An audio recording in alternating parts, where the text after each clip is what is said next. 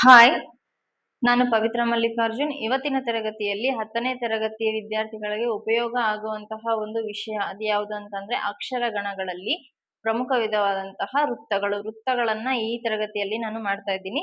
ಇದೇ ಮೊದಲನೇ ಬಾರಿಗೆ ನನ್ನ ಚಾನೆಲ್ ಅನ್ನ ನನ್ನ ಕ್ಲಾಸ್ ಅನ್ನ ಕೇಳ್ತಾ ಇದ್ರೆ ಸಬ್ಸ್ಕ್ರೈಬ್ ಮಾಡ್ರಿ. ಕ್ಲಾಸ್ ಇಷ್ಟ ಆದ್ರೆ ಲೈಕ್ ಮಾಡ್ರಿ, ಶೇರ್ ಮಾಡ್ರಿ. ಈಗ ನೋಡ್ರಿ, ವೃತ್ತಗಳು ಅಂತ ಅಂದ್ರೆ ಏನು? 4 ಸಾಲುಗಳಿರ್ತವೆ ಈ ವೃತ್ತಗಳು ಅಂತಂದ್ರೆ ಪದ್ಯಗಳಲ್ಲಿ ಈ 4 ಸಾಲುಗಳಿರ್ತವೆ. ಪ್ರತಿ ಸಾಲು ಕೂಡ ಸಮನಾಗಿರುತ್ತೆ. ಯಾವುದೇ ಸಾಲು ಹೆಚ್ಚಾಗಿರಲ್ಲ, ಯಾವುದೇ ಸಾಲು ಕಡಿಮೆ ಇರಲ್ಲ. ಈ ಷಟ್ಪದಿ, ಕಂದಪದ್ಯ ಇದರಲ್ಲಿ ಕೆಲವು ಸಾಲುಗಳು ಉದ್ದ ಇರ್ತವೆ, ಮತ್ತೆ ಕೆಲವು ಸಾಲುಗಳು ಕಡಿಮೆ ಇರ್ತವೆ. ಆದ್ರೆ ಈ ವೃತ್ತಗಳಲ್ಲಿ ಆ ರೀತಿ ಇರಲ್ಲ. ನಿಮಗೆ ಪರೀಕ್ಷೆಗೆ ಒಂದೇ ಒಂದು ಸಾಲನ್ನ ಕೊಟ್ಬಿಟ್ಟು ಇದು ಯಾವ ವೃತ್ತವನ್ನ ಗುರುತಿಸಿ ಮತ್ತೆ ಇದನ್ನ ಗಣ ವಿಭಾಗ ಮಾಡಿ ಅಂತ ಹೇಳಿ ಕೊಡ್ತಾರೆ. ಈ ವೃತ್ತಗಳಲ್ಲಿ ಒಟ್ಟು 6 ವೃತ್ತಗಳನ್ನ ನಾವು ನೋಡ್ತೇವೆ. ಅದು ಯಾವ್ಯಾವು? 1ನೇದು ಉತ್ಪಲಮಾಲಾ ವೃತ್ತ, 2ನೇದು ಚಂಪಕಮಾಲಾ ವೃತ್ತ, 3ನೇದು ಮತ್ತೇವ ವಿಕ್ರೀಡಿತ ವೃತ್ತ, 4ನೇದು ಶಾರ್ದೂಲ ವಿಕ್ರೀಡಿತ ವೃತ್ತ, 5ನೇದು ಸ್ರಗ್ಧರ ವೃತ್ತ, 6ನೇದು ಮಹಾಸ್ರಗ್ಧರ ವೃತ್ತ. ಈಗ ಒಂದೊಂದನ್ನೇ ನೋಡ್ಕೊಂತ ಹೋಗೋಣ. ಈಗ ನಿಮಗೆ ಅಕ್ಷರಗಣ ವಿಭಾಗ ಮಾಡೋದನ್ನ ಫಸ್ಟ್ ಕಲಿಬೇಕು. ಅದರಲ್ಲಿ ಅಕ್ಷರಗಣಗಳಲ್ಲಿ ಎಷ್ಟು ವಿಧಗಳಿದಾವೆ? ಅಕ್ಷರಗಣಗಳಲ್ಲಿ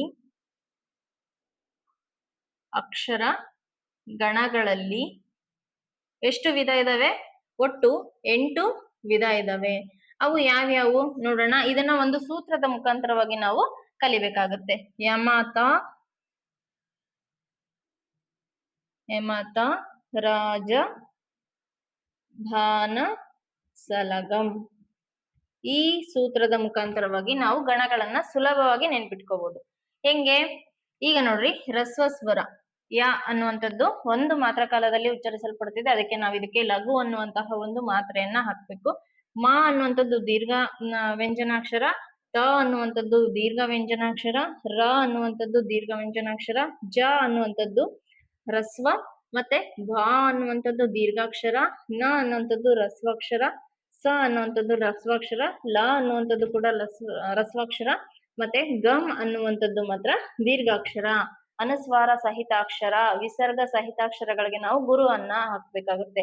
ಈಗ ಗಣಗಳನ್ನ ನಾವ್ ಹೆಂಗ್ ಕಂಡುಹಿಡಿಯೋದು? ಇಲ್ಲಿ ನೋಡ್ರಿ, ಯ ಅಂದ್ರೆ ಯಗಣ, ಯ ಅಂತಂದ್ರೆ ಯ ಗಣ ಅಂತ ಹೇಳ್ಬಿಟ್ಟು, ಮ ಅಂತ ಅಂದ್ರೆ ಮ ಗಣ, ತ ಗಣ, ರ ಅಂತ ಅಂದ್ರೆ ರ ಗಣ, ಜ ಗಣ, ಭ ಗಣ, ನ ಗಣ, ಸ ಗಣ, ಸ ಗಣ. ಈ ರೀತಿಯಾಗಿ 8 ವಿಧವಾಗಿ ಮಾಡ್ತೀವಿ. 1, 2, 3, 4, 5, 6, 7, 8 ಈ ರೀತಿಯಾಗಿ 8 ಅಕ್ಷರಗಣಗಳನ್ನ ಮಾಡ್ತಾ ಇದೀವಿ. ಯಾವ್ಯಾವ ಅಕ್ಷರಗಳು? ಯಗಣ, ಮಗಣ, ತಗಣ, ರಗಣ, ಜಗಣ, ಭಗಣ, ನಗಣ, ಮತ್ತೆ ಸ ಗಣ. ಈ ರೀತಿಯಾಗಿ ಅಕ್ಷರಗಣಗಳನ್ನ 8 ವಿಭಾಗವಾಗಿ ಮಾಡ್ತೀವಿ. ಮತ್ತೆ ಈ ಮಾತ್ರೆಗಳು ಯಾವ್ಯಾವ ರೀತಿ ಬರಬೇಕು ಈ ಗಣಗಳಿಗೆ ನಾವು ಮುಂದೆ ಬರೀಬೇಕಾದಾಗ ಅಂತ ಹೇಳ್ಬಿಟ್ಟು ನೋಡ್ರಿ, ಯಗಣ 3 ಅಕ್ಷರಗಳಿಗೊಮ್ಮೆ ನಾವು ಗಣವನ್ನ ವಿಭಾಗ ಮಾಡ್ತೀವಿ ಅಂತ ಹೇಳಿದೆ. ಆವಾಗ ನಾವು 3 ಅಕ್ಷರಗಳನ್ನ ತಗೋಬೇಕು. ಯಗಣ ಅಂತ ಅಂದ್ರೆ ಮೊದಲಿಗೆ 3 ಯಾವ್ಯಾವ ಮಾತ್ರೆಗಳಿದಾವೆ? ಲಘು, ಗುರು, ಗುರು. ಈ ರೀತಿಯಾಗಿದ್ರೆ ನಾವ್ ಅದನ್ನ ಯಗಣ ಅಂತ ಹೇಳಿ ಕರಿತೀವಿ. ಈಗ ಇದು ಆಯ್ತು, ಒಂದು ಗಣವನ್ನ ನಾವು ತಗೊಂಡಿದೀವಿ. ಇದನ್ನ ಲೆಸ್ ಮಾಡ್ರಿ, ಅರ್ಥ ಆಯ್ತಾ? ಮತ್ತೆ 3 ಅಕ್ಷರವನ್ನ ತಗೊಳ್ರಿ. ಏನೇನಿದಾವೆ? ಗುರು, ಗುರು, ಗುರು. ಹಂಗಾಗಿ ಮೊದಲನೇ ಅಕ್ಷರ ಯಾವುದು? ಮ ಇದೆ, ಅದಕ್ಕೆ ಇದು ಮಗಣ ಆಯ್ತು. ಈಗ ಇದು ನೋಡಿರಿ. ನೆಕ್ಸ್ಟ್ ತ, ರ, ಜ ಈ 3 ಅಕ್ಷರಗಳನ್ನ ಬರೀರಿ. ಗುರು, ಗುರು, ಲಘು. ಎಂತ ಗಣ ಇದು? ತಗಣ. ನೆಕ್ಸ್ಟ್ ಮತ್ತೆ 3 ಅಕ್ಷರಗಳು, ಗುರು, ಲಘು, ಗುರು. ಎಂತ ಗಣ ಇದು? ರ ಗಣ. ಹಂಗಾಗಿ ರ ಒಂದು ಹೊಡೆದಾಕ್ರಿ. ನೆಕ್ಸ್ಟ್ ಜ ಗಣಕ್ಕೆ ಎಂತೆಂತ ಬರ್ತವೆ? ಲಘು, ಗುರು, ಮತ್ತೆ ಲಘು. ಈಗ ಬಗಣವನ್ನ ನೋಡೋಣ. ಬಗಣಕ್ಕೆ ಏನೇನ್ ಬರ್ತದ? ಗುರು, ಲಘು, ಲಘು, ಗುರು, ಲಘು, ಲಘು. ಭಗಣ ಆಯ್ತು. ನಗಣಕ್ಕೆ ಏನೇನ್ ಬರುತ್ತೆ? ಲಘು, ಲಘು, ಲಘು, ಲಘು, ಲಘು, ಲಘು. ಮತ್ತೆ ನಗಣ ಆಯ್ತು. ಸಗಣಕ್ಕೆ ಏನೇನು? ಲಘು, ಲಘು, ಗುರು. ಈಗ ನೋಡ್ರಿ, ಲ ಮತ್ತೆ ಗ ಅಂತ ಅಂದ್ರೆ ಲಘು ಮತ್ತೆ ಗುರು ಅಂತ ಅರ್ಥ. ಲಘು ಅಂತಂದ್ರೆ ಒಂದು ಮಾತ್ರ ಕಾಲದಲ್ಲಿ ಉಚ್ಚರಿಸಲ್ಪಡುವ ಅಕ್ಷರಗಳು ರಸ್ವಾಕ್ಷರಗಳು. ಗಮ್ ಅಂತ ಅಂದ್ರೆ ಗುರು ಅಂತ ಅರ್ಥ ಮಾಡ್ಕೋಬೇಕು. ಯಾವಾಗ್ಲೂ ಕೂಡ ಗಮ್ ಅಂತಂದ್ರೆ ನಾವು ಗುರು ಅಂತ ಅರ್ಥ ಮಾಡ್ಕೋಬೇಕು ಈ ಅಕ್ಷರಗಣಗಳಲ್ಲಿ. ಇದು ತುಂಬಾ ಕಷ್ಟ ಆಯ್ತು. ಇನ್ನು ಸುಲಭವಾಗಿ ನೆನ್ಪಿಟ್ಕೊಳ್ಬೇಕು ಅಂತ ಅಂದ್ರೆ ಹಿಂಗೆ ಒಂದು ಪದ್ಯ ಇದೆ. ಆ ಪದ್ಯ ಏನ್ ನೋಡೋಣ. ಗುರು ಲಘು ಚಿಹ್ನೆಗಳನ್ನ ಬರೆಯೋಣ. ಗುರು ಲಘು ಮೂರಿರೆ, ಗುರು ಲಘು ಮೂರಿರೆ ಮನಗಣ, ಮನಗಣ. ಗುರು ಲಘು ಮೊದಲಲ್ಲಿ ಬರಲು, ಮೊದಲಲ್ಲಿ ಬರಲು ಎಂತ ಗಣ? ಭಯಗಣ, ಭಯಗಣ. ಗುರು ಲಘು ಮಧ್ಯದಲ್ಲಿ ಬರಲು, ಮಧ್ಯದಲ್ಲಿ ಬರಲು ಎಂತ ಗಣ? ಜರಗಣ, ಜರಗಣ. ಗುರು ಲಘು ಕೊನೆಯಲ್ಲಿ ಬರಲು, ಕೊನೆಯಲ್ಲಿ ಬರಲು ಸತಗಣ ಮಕ್ಕುಂ, ಸತಗಣ ಮಕ್ಕುಂ. ಈ ಪದ್ಯದಿಂದ ನಾವು ಸುಲಭವಾಗಿ ಗಣಗಳನ್ನ ನೆನ್ಪಿಟ್ಕೊಳ್ಬಹುದು. ಇನ್ನು ಇದು ಮತ್ತೆ ಕನ್ಫ್ಯೂಸ್ ಆಗ್ಬಿಟ್ರೆ ಹೆಂಗೆ ಅಂತ ಹೇಳಿ ಯೋಚನೆ ಮಾಡಕ್ ಹೋಗ್ಬಿಡ್ರಿ. ಮೊದಲಿಗೆ ಗುರುನೇ ಬರ್ಬೇಕು ಯಾವಾಗ್ಲೂ, ಆಮೇಲೆ ಲಘು ಬರ್ಬೇಕು. ಗುರು ಲಘು ಮೂರಿದೆ ಅಂದ್ರೆ ಗುರು ಮೂರೇ ಇರ್ಬೇಕು, ಲಘು ಮೂರೇ ಇರ್ಬೇಕು. ಗುರು ಮೂರು ಇದ್ರೆ ಯಾವ ಗಣ ಆಗ್ತದೆ? ಇಲ್ಲಿ ಮೊದಲನೇ ಅಕ್ಷರ ತಗೋಬೇಕು. ಗುರು ಮೂರು ಇದ್ರೆ ಮಗಣ. ಕರೆಕ್ಟ್ ಆಗಿದೆ ಅಲ್ಲ ನೋಡ್ರಿ. ಗುರು ಮೂರಿದ್ರೆ ಮಗಣ. ಮತ್ತೆ ಲಘು ಮೂರಿದ್ರೆ ನಗಣ. ನೋಡೋಣ, ಲಘು ಮೂರಿದವೆ ನಗಣ. ನೆಕ್ಸ್ಟ್ ಗುರು ಮೊದಲಲ್ಲಿ ಬರಲು. ಗುರು ಮೊದಲಲ್ಲಿ ಬಂದ್ರೆ ಯಾವ ಗಣ? ಭಗಣ. ಗುರು ಮೊದಲಲ್ಲಿ ಬಂದಿದೆಯಾ? ಗುರು ಮೊದಲಲ್ಲಿ ಬಂದಿದೆ. ಗುರು ಮೊದಲಲ್ಲಿ ಅಂದ್ರೆ ಒಂದೇ ಗುರು ಇರ್ಬೇಕು, ಉಳ್ದಿರವೆಲ್ಲ ಲಘು ಇರ್ಬೇಕು. ಮತ್ತೆ ಲಘು ಹೇಳಿದ್ರೆ ಲಘು ಮಾತ್ರ ಇರ್ಬೇಕು, ಉಳ್ದಿರವೆಲ್ಲ ಗುರು ಇರ್ಬೇಕು. ಆ ರೀತಿ ನೀವು ಅರ್ಥ ಮಾಡ್ಕೊಳ್ರಿ. ಇದನ್ನ ನೀವು ನಿಧಾನಕ್ಕೆ ಯೋಚನೆ ಮಾಡ್ರಿ. ಈಗ ಇವನ್ನೇ ನಾವು ಕೊಲೋನಿಕಲ್ ಆಗಿ ಅಂದ್ರೆ ಕ್ರಮಬದ್ಧವಾಗಿ ನೆನ್ಪಿಟ್ಕೊಳ್ಳೋದು ಹೆಂಗೆ ಅಂತ ಹೇಳಿದ್ರೆ, ಈಗ ಸಿಂಪಲ್ ಟ್ರಿಕ್ಸ್. ಮನಸ್ಸಿಗೆ ಭಯ ಆಗಿ ಜ್ವರ ಬಂದು ಸತ್ತೋಯ್ತು. ಇದು ಯಾವ ಬುಕ್ಕಲ್ಲೂ ಕೊಟ್ಟಿರಲ್ಲ. ನಾವು ಓದ್ಬೇಕಾದ್ರೆ ಕೆಲವು ಶಾರ್ಟ್ ಟ್ರಿಕ್ಸ್ ಅನ್ನ ನೆನ್ಪಿಟ್ಕೊಳ್ಬೇಕಾಗತ್ತೆ ನಮ್ಮ ಆಲೋಚನೆ ಮೇರೆಗೆ. ಅರ್ಥ ಆಯ್ತಾ? ಏನು? ಮನಸ್ಸಿಗೆ ಭಯ ಆಗಿ ಜ್ವರ ಬಂದು ಸತ್ತೋಯ್ತು ಅಂದ್ರೇನು? ಮನಸ್ಸು ಅಂತಂದ್ರೆ ಮನಗಣ, ಭಯ ಅಂತಂದ್ರೆ ಭಯಗಣ, ಜ್ವರ ಅಂತ ಅಂದ್ರೆ ಜರಗಣ, ಸತ ಅಂತ ಅಂದ್ರೆ ಸತ್ತೋಯ್ತು. ಅರ್ಥ ಆಯ್ತಲ್ಲ? ಈ ರೀತಿಯಾಗಿ ನೆನ್ಪಿಟ್ಕೊಂಡ್ರೆ ಇವು ಕನ್ಫ್ಯೂಸ್ ಆಗಲ್ಲ. ಆಮೇಲೆ ಎಕ್ಸಾಮ್ ಅಲ್ಲಿ ಸ್ವಲ್ಪ ಟೈಮ್ ಸೇವ್ ಆಗುತ್ತೆ. ಅರ್ಥ ಆಯ್ತಲ್ಲ? ಈಗ ಇದನ್ನು ಕ್ರಾಸ್ ಚೆಕ್ ಮಾಡ್ರಿ. ಎರಡು ಸೇಮ್ ಇರ್ತವೆ.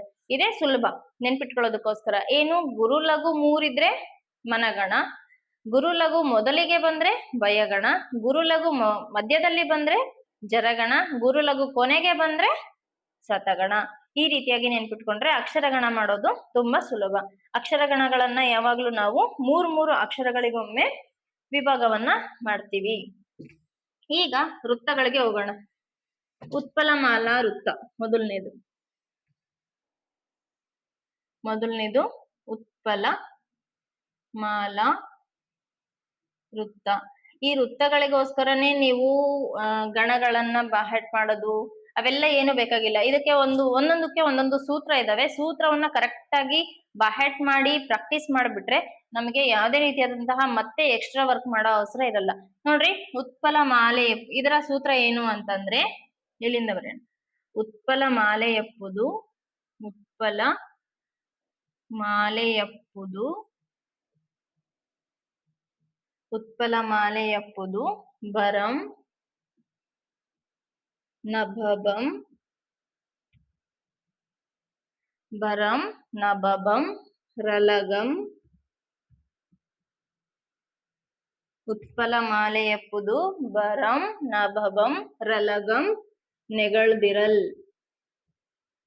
ನೆಗಳ್ದಿರಲ್. ಈ ರೀತಿ ಅರ್ಧಾಕ್ಷರ ಬಂತು ಅಂದ್ರೆ ಇವೆರಡನ್ನು ಸೇರಿ ಒಂದು ಅಕ್ಷರ ಅಂತ ಹೇಳಿ ನೀವು ಅರ್ಥ ಮಾಡ್ಕೊಳ್ಬೇಕಾಗುತ್ತೆ. ಈ ನಮಗೆ ಉತ್ಪಲ ಮಾಲೆ ಅನ್ನುವಂಥದ್ದಕ್ಕೆ ಈ ಸೂತ್ರ ಒಂದು ಕಲ್ತ್ರೆ ಮುಗೀತು. ಯಾವುದೇ ಒಂದು ಪದ್ಯ ಬಂದ್ರು ಕೂಡ ನೀವು ಆರಾಮಾಗಿ ಅದು ಯಾವ ವೃತ್ತ ಅಂತ ಹೇಳಿ ಕಂಡುಹಿಡಿಬಹುದು. ಹೆಂಗೆ ನೋಡ್ರಿ, ಈಗ ಉತ್ಪಲ ಮಾಲೆ ಎಪ್ಪುದು ಭರಂ ನಭಬಂ ರಲಗಂ ನೆಗಳ್ದಿರಲ್. ಇದು ಓದೋದನ್ನ ಕೂಡ ನೀವು ಕಲಿಬೇಕು. ಒಂದೇ ಸಲಿಗೆ ಬರೋದಿಲ್ಲ. ನನ್ ಜೊತೆಗೆ ಹೇಳಿ ಪ್ರಾಕ್ಟೀಸ್ ಮಾಡ್ರಿ. ಉತ್ಪಲ ಮಾಲೆ ಎಪ್ಪುದು ಭರಂ, ನಬಬಂ, ರಲಗಂ, ನೆಗಳ್ದಿರಲ್. ಈ ರೀತಿಯಾಗಿನೇ ಪ್ರಾಕ್ಟೀಸ್ ಮಾಡ್ಬೇಕು. ಅರ್ಥ ಆಯ್ತಾ? ಈಗ ಈ ಸಾಲಿನಲ್ಲಿ ಒಟ್ಟು ಎಷ್ಟು ಅಕ್ಷರಗಳಿದಾವೆ? 1 2 3 4 5 6 7 8 9 10 11 12 13 14 15 16 17 18 19 20. ಈ ಲಕ್ಷಣಗಳು ನಾನು ಹೇಳ್ತಾ ಇರೋದು. ಈ ಉತ್ಪಲಮಾಲಾ ವೃತ್ತದಲ್ಲಿ ಪ್ರತಿ ಸಾಲಿನಲ್ಲೂ ಕೂಡ 20 ಅಕ್ಷರಗಳಿರುತ್ತವೆ. ಎಷ್ಟು ಅಕ್ಷರಗಳಿರ್ತವೆ? 20 ಅಕ್ಷರಗಳಿರ್ತವೆ. ಒಟ್ಟು ನಾವು 3 ಅಕ್ಷರಗಳಿಗೊಮ್ಮೆ ಗಣ ವಿಭಾಗವನ್ನ ಮಾಡ್ಬೇಕಾಗತ್ತೆ. ಈಗ 3 ಅಕ್ಷರಗಳಿಗೊಮ್ಮೆ ಗಣ ವಿಭಾಗ ಮಾಡೋಣ. 1 2 3 1 2 3 1 2 3 1 2 3 1 2 3 ಮತ್ತೆ ಈಗ 2 ಉಳಿತು ಅಂತ ನೀವೇನ್ ಗಾಬರಿ ಆಗ್ಬೇಕಾಗಿಲ್ಲ. ಈಗ ಎಷ್ಟು ಗಣಗಳು ಬಂದ್ವು ನೋಡ್ರಿ. 1 2 3 4 5 6 ಗಣಗಳು. ಒಟ್ಟು ಈ ವೃತ್ತದಲ್ಲಿ 6 ಗಣಗಳು ಜೊತೆಗೆ ಒಂದು ಲಘು ಮತ್ತೆ ಒಂದು ಗುರು ಬರುತ್ತವೆ. ಹೆಂಗೆ? ಇಲ್ಲಿ ನೋಡ್ರಿ, ನಾನಿವಾಗ ಪ್ರಸ್ತಾರವನ್ನ ಹಾಕ್ತೇನೆ. ಒತ್ತಕ್ಷರದ ಹಿಂದಿನ ಅಕ್ಷರಕ್ಕೆ ಯಾವಾಗ್ಲೂ ಲಘು ಹಾಕ್ಬೇಕು, ಮತ್ತೆ ಒತ್ತಕ್ಷರ ಸಹಿತ ಅಕ್ಷರಕ್ಕೆ ಲಘು, ಮತ್ತೆ ರಸ್ವಾಕ್ಷರಕ್ಕೆ ಲಘು, ದೀರ್ಘಾಕ್ಷರ, ರಸ್ವಾಕ್ಷರ ಮತ್ತೆ ಒತ್ತಕ್ಷರದ ಹಿಂದಿನ ಅಕ್ಷರ. ಒತ್ತಕ್ಷರ ಸಹಿತಾಕ್ಷರಕ್ಕೆ ಲಘು, ರಸ್ವಾಕ್ಷರ, ಅನುಸ್ವಾರ ಸಹಿತಾಕ್ಷರಕ್ಕೆ ಗುರು, ರಸ್ವಾಕ್ಷರ, ಅನುಸ್ವಾರ ಸಹಿತಾಕ್ಷರ, ರಸ್ವಾಕ್ಷರ, ಅನುಸ್ವಾರ ಸಹಿತಾಕ್ಷರ, ರಸ್ವಾಕ್ಷರ, ಒತ್ತಕ್ಷರದ ಹಿಂದಿನ ಅಕ್ಷರ, ಮತ್ತೆ ಒತ್ತಕ್ಷರ ಸಹಿತಾಕ್ಷರಕ್ಕೆ ಲಘು, ಮತ್ತೆ ಈ ರೀತಿಯಾಗಿ ಅರ್ಧಾಕ್ಷರ ಇದ್ರೆ ಅವೆರಡಕ್ಕೂ ಸೇರಿಸಿ ನಾವು ಗುರುವನ್ನ ಹಾಕ್ಬೇಕು. ಈ ರೀತಿಯಾಗಿ ಈಗ ಎಷ್ಟು ಗಣಗಳು ಬಂದ್ವು? 1 2 3 4 5 6 ಮತ್ತೆ ಒಂದು ಲಘು ಗುರು. ಈ ರೀತಿಯಾಗಿ ನಾವು ಗುರುತಿಸ್ತೀವಿ. ಈಗ ಇದರಲ್ಲಿ ಯಾವ್ಯಾವ ಗಣಗಳು ಬರಬೇಕು? ಒಟ್ಟು ಎಷ್ಟು? 6 ಗಣಗಳು ಅಂತ ಹೇಳಿದೆ. ಎಂತೆಂತ ಗಣಗಳು? ಈ ಸೂತ್ರದಲ್ಲೇ ನಿಮಗೆ ಗಣಗಳ ಹೆಸರುಗಳು ಕೂಡ ಸಿಕ್ಬಿಡ್ತವೆ. ನೋಡೋಣ. ಮೊದಲನೇದು ಯಾವ ಗಣ? ಭಗಣ. ಉತ್ಪಲಮಾಲೆ. ನೋಡ್ರಿ, ಗುರು ಮೊದಲಿಗೆ ಬಂದ್ರೆ ಅದನ್ನ ಭಗಣ ಅಂತ ಹೇಳಿ ಕರಿತೀವಿ. ನೆಕ್ಸ್ಟ್ ರಗಣ. ಈ ಭಗಣ, ರಗಣ, ನಗಣ ಮತ್ತೆ ನಗಣ, ಭರಂ, ನಭ, ಭಗಣ, ಭಂ, ರಗಣ, ಲಘು ಪ್ಲಸ್ ಗುರು. ಈ ರೀತಿಯಾಗಿ ಬರೀಬೇಕು. ನೋಡ್ರಿ, ಭಗಣ, ರಗಣ, ನಗಣ ಮತ್ತೆ ಭಗಣ, ರಗಣ. ಈ ಲ ಮತ್ತೆ ಗಮ್ ಅಂತ ಬಂದಿದೆಯಲ್ಲ, ಇದು ಲಘು ಗುರು ಅಂತ ಅರ್ಥ.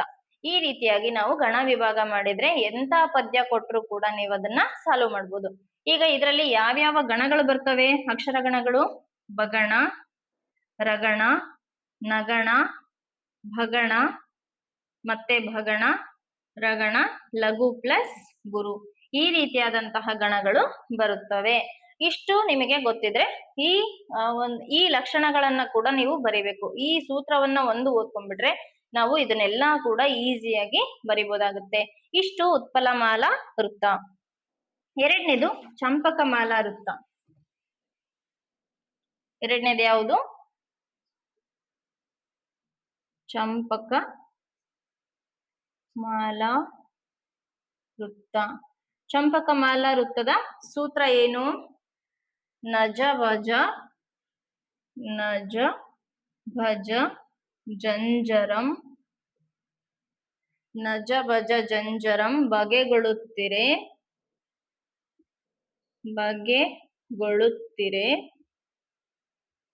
ಚಂಪಕ ಮಾಲೆ ಎಂದಪರ್.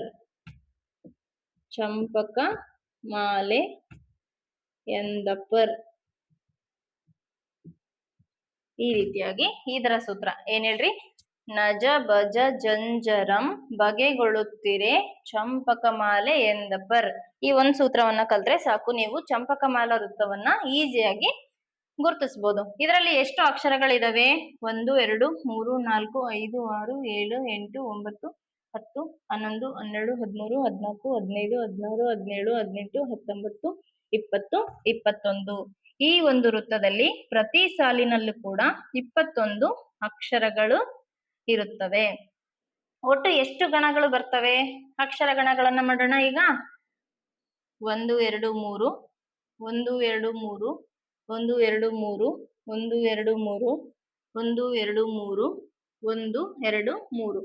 ಕೆಲವು ಸಲ ನಮ್ಗೆ ಲಘು ಗುರು ಉಳಿಯಲ್ಲ, ಆದ್ರೂ ಅದನ್ನ ಗಣ ಅಂತ ಹೇಳಿ ಕನ್ಸಿಡರ್ ಮಾಡ್ತೀವಿ. ಲಾಸ್ಟಿಗೆ ಏನಾದ್ರೂ ಲಘು ಗುರು ಉಳಿದ್ರೆ ಅದು ಒಂದು ಗಣ ಆಗಲ್ಲ, ಲಘು ಗುರು ಅಂತ ಸಪರೇಟ್ ಆಗಿನೇ ಬರಿಬೇಕಾಗುತ್ತೆ.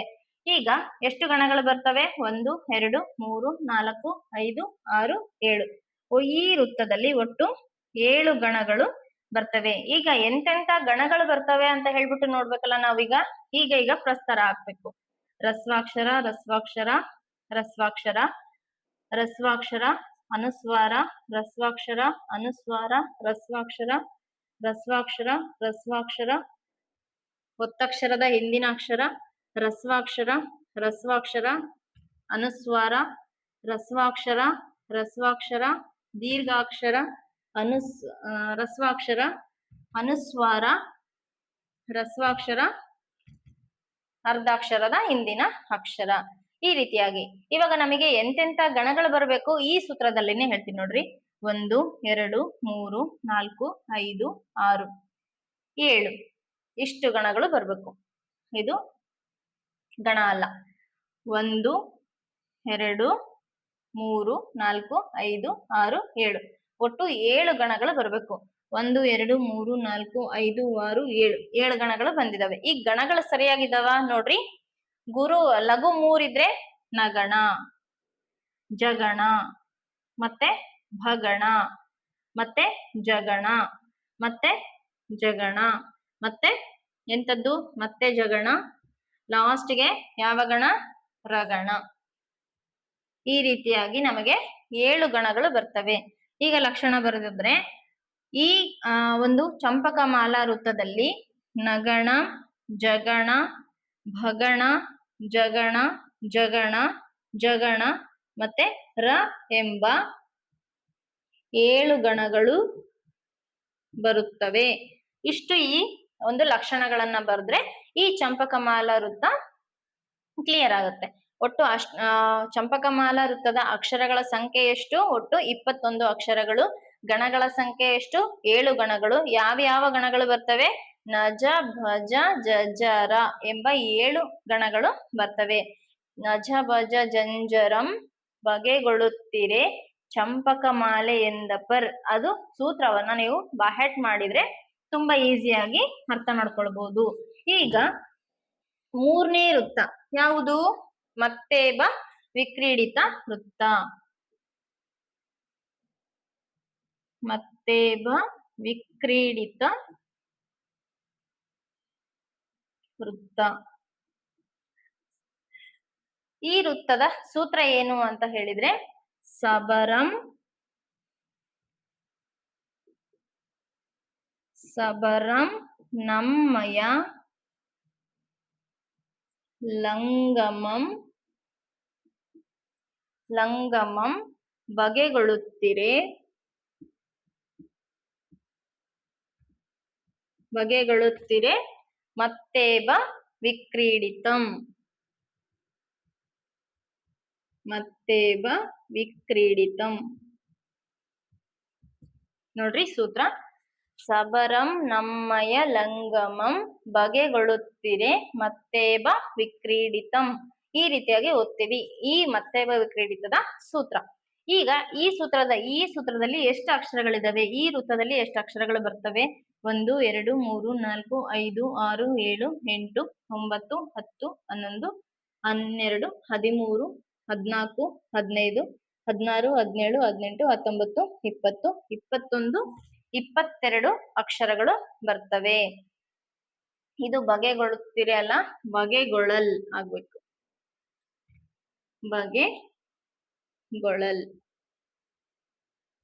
ಬಗೆಗೊಳ್ಳಲ್. ಒಟ್ಟು ಎಷ್ಟು ಅಕ್ಷರಗಳು ಬರ್ತವೆ? 1 2 3 4 5 6 7 8 9 10 11 12 13 14 15 16 17 18 19 20.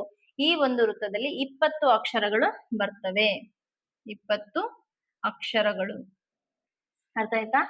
ಈಗ ಒಟ್ಟು ಎಷ್ಟು ಗಣಗಳು ಬರ್ತವೆ ನೋಡೋಣ. 1 2 3 1 2 3 1 2 3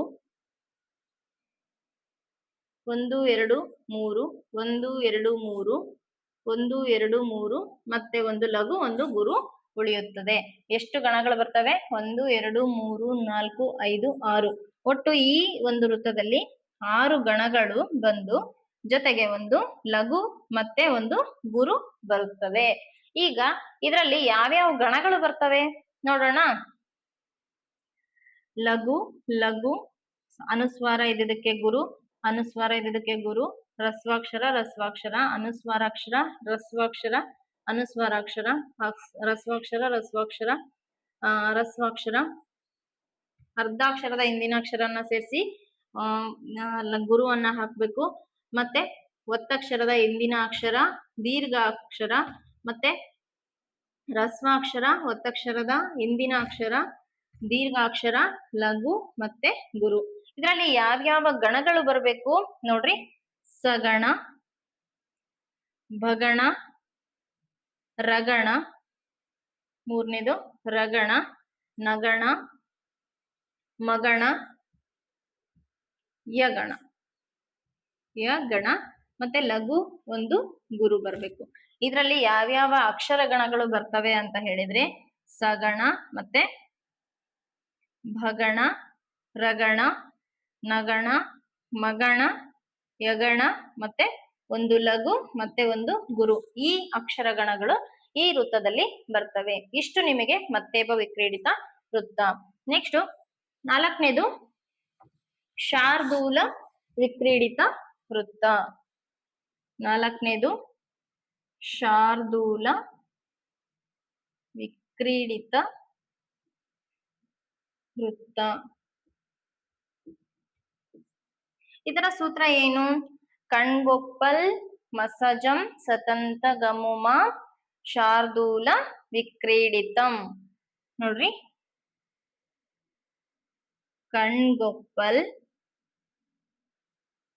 ಕಣ್ಗೊಪ್ಪಲ್ ಮಸಜಂ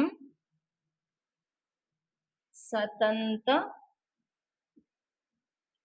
ಗಮುಮ ಸತಂತ ಗಮುಮ ಶಾರ್ದೂಲ ವಿಕ್ರೀಡಿತಂ. ಶಾರ್ದೂಲ ವಿಕ್ರೀಡಿತಂ. ಕಣ್ಗೊಪ್ಪಲ್ ಮಸಜಂ ಸತಂತ ಗಮುಮ ಶಾರ್ದೂಲ ವಿಕ್ರೀಡಿತಂ. ಇದು ಶಾರ್ದೂಲ ವಿಕ್ರೀಡಿತ ವೃತ್ತದ ಸೂತ್ರ. ಇದರಲ್ಲಿ ಎಷ್ಟು ಅಕ್ಷರಗಳು ಬರ್ತವೆ?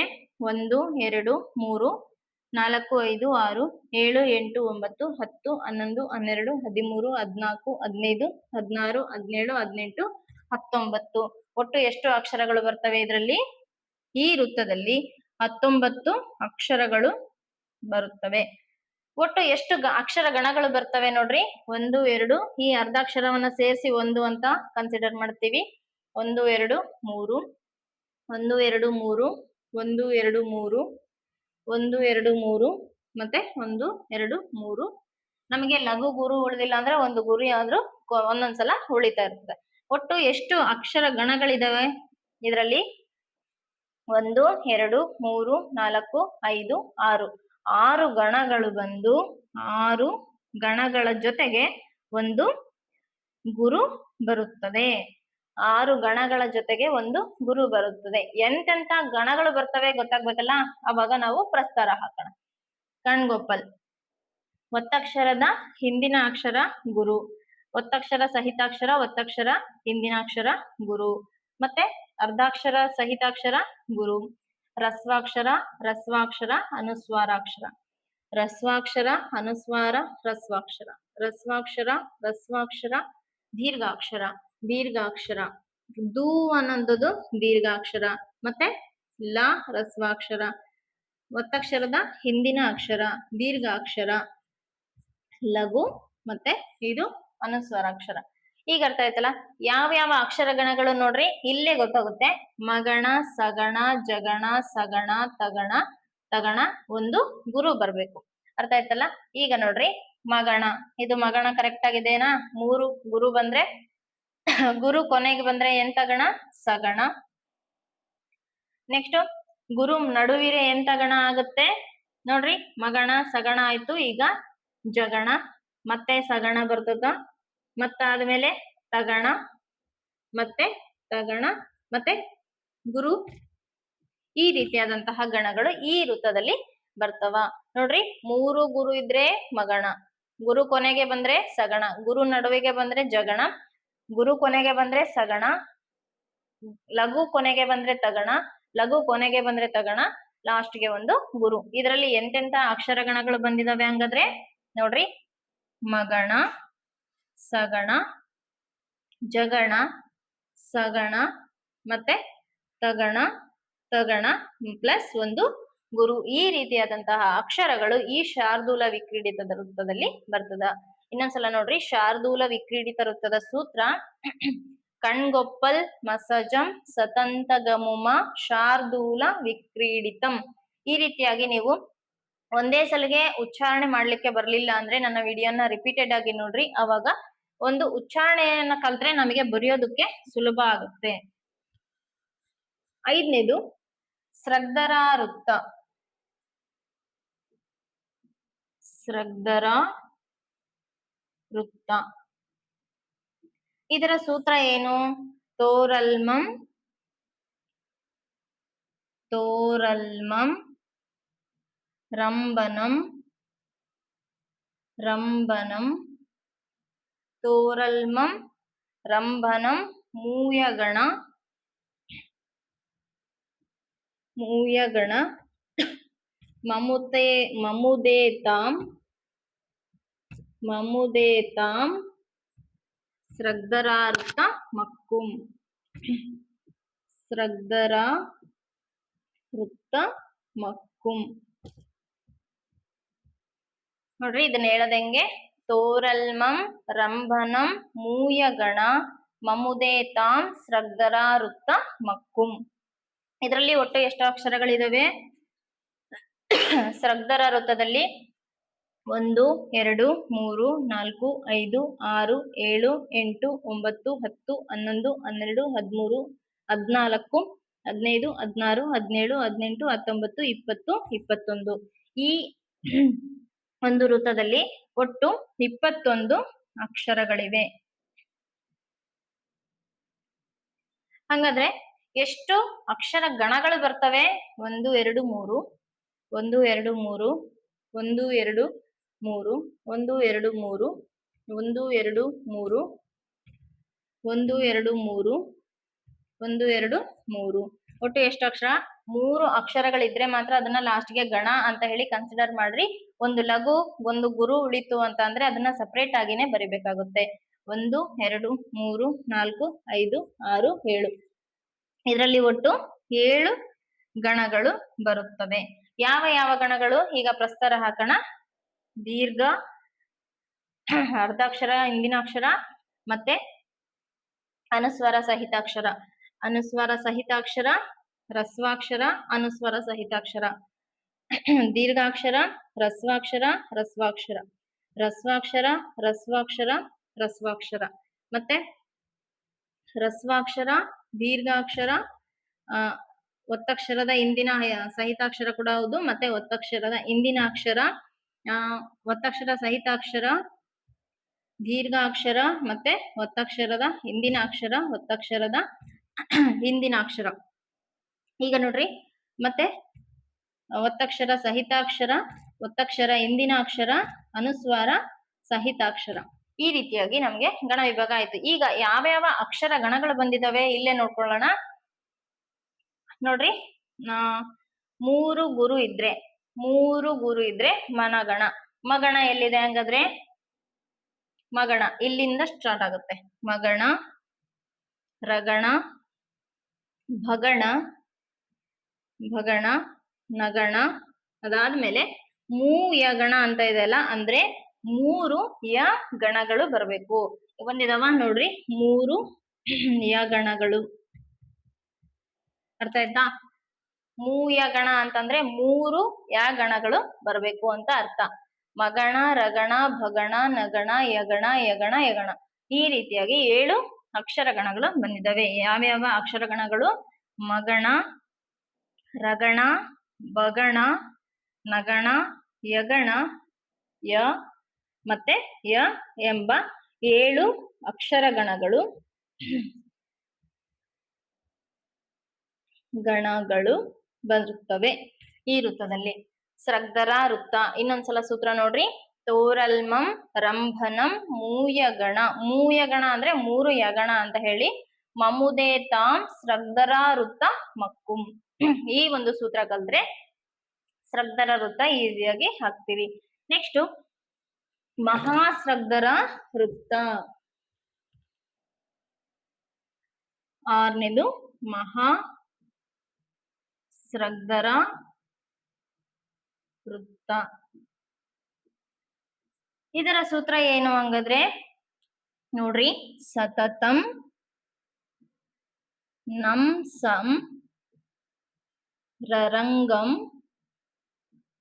ನೆರೆದೆಸೆಯೇ ಮಹಾಸ್ರಗ್ಧರ ವೃತ್ತ ಮಕ್ಕುಂ. ಮಹಾಸ್ರಗ್ಧರ ವೃತ್ತ ಮಕ್ಕುಂ. ಸತತಂ ನಂಸಂ ರರಂಗಂ ನೆರೆದೆಸೆಯೇ ಮಹಾಸ್ರಗ್ಧರ ವೃತ್ತ ಮಕ್ಕುಂ. ಈ ರೀತಿಯಾಗಿ ಸೂತ್ರ. ನಾವು ಸೂತ್ರವನ್ನ ಬರ್ಕೊಳ್ಬೇಕಾದ್ರೆ ಒಂದು ಒತ್ತಕ್ಷರ ಒಂದು ದೀರ್ಘಾಕ್ಷರ ಹೆಚ್ಚು ಕಡಿಮೆ ಆದ್ರೂ ಕೂಡ ಈ ವೃತ್ತ ತಪ್ಪಾಗ್ಬಿಡುತ್ತೆ. ಅದಕ್ಕೆ ನಾವು ಸ್ವಲ್ಪ ಅಬ್ಸರ್ವ್ ಮಾಡಿ ಬರ್ಕೊಂಡ್ರೆ ಉತ್ತಮ. ಓಕೆನಾ? ಈಗ ಇದರಲ್ಲಿ ಎಷ್ಟು ಅಕ್ಷರಗಳಿದಾವೆ ಅಂತ ನೋಡೋದಾದ್ರೆ 1 2 3 4 5 6 7 8 9 10 11 12 13 14 15 16 17 18 19 20 21 22. ಈ ಒಂದು ಮಹಾಸ್ರಗ್ಧರ ವೃತ್ತದಲ್ಲಿ ಪ್ರತಿ ಸಾಲಿನಲ್ಲೂ ಕೂಡ 22 ಅಕ್ಷರಗಳು ಇರುತ್ತವೆ. ಈ ಒಂದು ವೃತ್ತವೇ ಒಂದು ಅತಿ ಹೆಚ್ಚು ಅಕ್ಷರಗಳನ್ನ ಹೊಂದಿರುವಂತಹ ವೃತ್ತ ಆಗಿರುತ್ತೆ. ಈಗ 19 ಅಕ್ಷರಗಳನ್ನ ಹೊಂದಿರುವ ವೃತ್ತ ಯಾವುದು? ಯಾವುದು? ಶಾರ್ದೂಲ ವಿಕ್ರೀಡಿತ ವೃತ್ತ. ಹಂಗೆ ಅತ್ಯಂತ ಹೆಚ್ಚು ಅಕ್ಷರಗಳನ್ನ ಹೊಂದಿರುವಂತಹ ವೃತ್ತ ಯಾವುದು? ಮಹಾಸ್ರಗ್ಧರ ವೃತ್ತ. ಈಗ ನೋಡ್ರಿ, ಒಟ್ಟು 22 ಅಕ್ಷರಗಳು ಇದ್ದಾವೆ. ಈಗ ಎಷ್ಟು ಗಣಗಳು ಬರ್ತವೆ? 1 2 3 1 2 3 1 2 3 1 2 3 1 2 3 1 2 3 1 2 3. ಈಗ ಒಂದು ಗುರು ಉಳಿತದ. ಒಟ್ಟು ಎಷ್ಟು ಗಣಗಳು ಬರ್ತವೆ? 1 2 3 4 5 6 7. 7 ಗಣಗಳು ಬಂದು 7 ಗಣಗಳು ಪ್ಲಸ್ ಒಂದು ಗುರು ಬರುತ್ತದೆ. ಈಗ ನೋಡ್ರಿ, ಇದಕ್ಕೆ ನಾವು ಮತ್ತೆ ಎಂತೆಂತ ಗಣಗಳು ಬರ್ತವೆ ಗೊತ್ತಾಗ್ಬೇಕಲ್ಲ, ಅವಾಗ ನಾವು ಪ್ರಸ್ತಾರ ಹಾಕಬೇಕು. ಈಗ ರಸ್ವಾಕ್ಷರ, ಅನುಸ್ವಾರ ಸಹಿತಾಕ್ಷರ, ಅನುಸ್ವಾರ ಸಹಿತಾಕ್ಷರ, ಅನುಸ್ವಾರ, ರಸ್ವಾಕ್ಷರ, ಅನುಸ್ವಾರ, ಅನುಸ್ವಾರ, ರಸ್ವಾಕ್ಷರ, ರಸ್ವಾಕ್ಷರ, ರಸ್ವಾಕ್ಷರ, ರಸ್ವಾಕ್ಷರ, ರಸ್ವಾಕ್ಷರ, ರಸ್ವಾಕ್ಷರ, ದೀರ್ಘಾಕ್ಷರ ಮತ್ತೆ ಒತ್ತಕ್ಷರದ ಹಿಂದಿನ ಅಕ್ಷರ, ಒತ್ತಕ್ಷರದ ಹಿಂದಿನ ಅಕ್ಷರ, ಒತ್ತಕ್ಷರ ಸಹಿತಾಕ್ಷರ, ದೀರ್ಘಾಕ್ಷರ ಮತ್ತೆ ರು ಅನ್ನುವಂಥದ್ದು ಒತ್ತಕ್ಷರ ಸಹಿತಾಕ್ಷರ ಅಲ್ಲ. ರು ಅಂತದ್ದು ನೋಡ್ರಿ, ಕ್ರು ಅನ್ನುವಂತಹ ಒಂದು ಪದವನ್ನ ನಾವು ಬಿಡಿಸಿ ಬರೆದಾಗ ಕ ಪ್ಲಸ್ ರು. ಸೊ ಇದು ಕೂಡ ರಸ್ವಾಕ್ಷರನೇ ಆಗುತ್ತೆ. ಈಗ ನೋಡ್ರಿ, ಕ ಅನ್ನುವಂಥದ್ದಕ್ಕೆ ಕ ಪ್ಲಸ್ ಅ ಅಂತ ಹೆಂಗೆ ಬರಿತೀವಿ, ಅವಾಗ ನಮಗೆ ಕ ಅನ್ನುವಂತ ಅಕ್ಷರ ಹೆಂಗೆ ಬರುತ್ತಲ್ಲ, ಹಂಗೆ ಈ ರು ಅನ್ನುವಂತ ಅಕ್ಷರ ನಮಗೆ ಈ ಒಂದು 2 ಅಕ್ಷರಗಳು ಕೂಡಿದ್ರೆ ಬರುತ್ತೆ. ನಮಗೆ ಹಿಂಗೆ ಬಂದ ತಕ್ಷಣ ನಾವು ಇದನ್ನ ಒತ್ತಕ್ಷರ ಅಂತ ಹೇಳಿ ಅನ್ಕೊಳಕ್ಕೆ ಹೋಗ್ಬಾರ್ದು. ಅರ್ಥ ಆಯ್ತಾ? ಆದ್ರೆ ಇಲ್ಲಿ ತ ಅನ್ನುವಂಥದ್ದು ಒತ್ತಕ್ಷರದ ಹಿಂದಿನ ಅಕ್ಷರ ಆಗುತ್ತೆ. ಅದಕ್ಕೆ ನಾನು ಇಲ್ಲಿ ಗುರು ಹಾಕ್ತಾ ಇದ್ದೀನಿ. ನೆಕ್ಸ್ಟ್ ಒತ್ತಕ್ಷರ ಸಹಿತಾಕ್ಷರ, ರಸ್ವಾಕ್ಷರ ಮತ್ತೆ ಒತ್ತಕ್ಷರದ ಹಿಂದಿನ ಅಕ್ಷರ, ಅನುಸ್ವಾರ ಸಹಿತಾಕ್ಷರ. ಈ ರೀತಿಯಾದಂತ ಅಕ್ಷರಗಣಗಳು ಬಂದ್ವು. ಯಾವ್ಯಾವ ಅಕ್ಷರ ಗಣಗಳು ಬರ್ತವೆ ನೋಡ್ರಿ. ಸಗಣ ತಗಣ, ಸಗಣ ಮತ್ತೆ ತಗಣ ಮತ್ತೆ ತಗಣ ಮತ್ತೆ ನಗಣ ಮತ್ತೆ ಸಗಣ ಮತ್ತೆ ರಗಣ ಮತ್ತೆ ರಗಣ ಮತ್ತೆ ಒಂದು ಗುರು. ಈ ರೀತಿಯಾದಂತಹ ಅಕ್ಷರಗಣಗಳು ಬರ್ತವೆ. ಕ್ರಾಸ್ ಚೆಕ್ ಮಾಡ್ಕೊಳ್ಳೋಣ. ಸಗಣ, ತಗಣ, ತಗಣ, ನಗಣ ಮತ್ತೆ ಸಗಣ ಮತ್ತೆ ರಗಣ ರಗಣ ಒಂದು ಗುರು, ಈ ರೀತಿಯಾದಂತಹ ಗಣಗಳು ಬರ್ತವೆ. ಒಟ್ಟು ಈ ವೃತ್ತದಲ್ಲಿ ನಮಗೆ ಯಾವ್ಯಾವ ಗಣಗಳು ಬರ್ತವೆ? ಸಗಣ, ತಗಣ, ತಗಣ, ನಗಣ, ಸಗಣ, ರಗಣ, ರಗಣ ಮತ್ತೆ ಒಂದು ಗುರು ಬರುತ್ತದೆ. ಈ ರೀತಿಯಾಗಿ ನಮಗೆ ವೃತ್ತಗಳು ಅನ್ನುವಂತಹ ಒಂದು ವಿಷಯ ಪೂರ್ತಿ ಆಯ್ತು. ವೃತ್ತಗಳಲ್ಲಿ ಒಟ್ಟು 6 ವೃತ್ತಗಳಿದಾವೆ. ಒಂದನೇದು ಉತ್ಪಲಮಾಲಾ ವೃತ್ತ, ಚಂಪಕಮಾಲಾ ವೃತ್ತ, ಶಾರ್ದೂಲ ವಿಕ್ರೀಡಿತ ವೃತ್ತ, ಮತ್ತೇಬ ವಿಕ್ರೀಡಿತ ವೃತ್ತ, ಸ್ರಗ್ಧರ ವೃತ್ತ, ಮಹಾಸ್ರಗ್ಧರ ವೃತ್ತ. ನೀವು ಈ ಒಂದು ಸೂತ್ರವನ್ನ ಓದ್ಕೊಂಡ್ರೆ ಸಾಕು, ಬರೆಯೋದನ್ನ ಪ್ರಾಕ್ಟೀಸ್ ಮಾಡಿದ್ರೆ ಸಾಕು, ಈ ವೃತ್ತಗಳ ಎಂತ ಪ್ರಶ್ನೆ ಕೊಟ್ಟರು ಕೂಡ ಆರಾಮಾಗಿ ನೀವು ಆನ್ಸರ್ ಅನ್ನ ಮಾಡ್ತೀರಿ. Okay, thank you for watching. ಈ ಕ್ಲಾಸ್ ನಿಮಗೆ ಇಷ್ಟ ಆದ್ರೆ ಲೈಕ್ ಮಾಡ್ರಿ, ಶೇರ್ ಮಾಡಿ, ಸಬ್ಸ್ಕ್ರೈಬ್ ಮಾಡ್ರಿ, ಎನ್ಕರೇಜ್ ಮಾಡಿ. Thank you.